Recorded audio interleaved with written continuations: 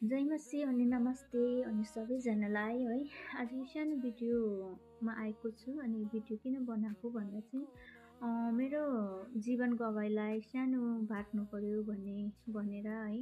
यो जीवन गवाई चाहिँ के हो भने मैले परमेश्वरलाई कसरी विश्वास गरेँ अनि परमेश्वरले मलाई कसरी चुन्नुभयो भन्ने विषय लिएर हो। अनि मलाई धेरैले सोध्ने गर्नुहुन्छ, तिमी एउटा लामाको छोरी अनि बुद्धिस्ट परिवारको भएर तिमी कसरी विश्वास गर्यो भनेर मलाई सोध्नुहुन्छ। अनि साँच्चै म एउटा बुद्धिस्ट परिवारबाट हो है। मेरो पापा लामा अनि उहाँ चाहिँ विद्वान हुनुहुन्छ है।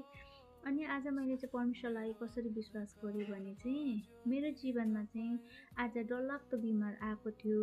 अनि त्यो बिमारले चाहिँ मलाई मृत्युको मुखसम्म पुर्याइरहेको थियो होइन। आज म हस्पिटलको बेडमा थिएँ। आज मलाई बिमारले छोडेको थिएन। म निको हुन सकिरहेको थिइनँ। मैले लामा, माता, बिजुवा त कति लायो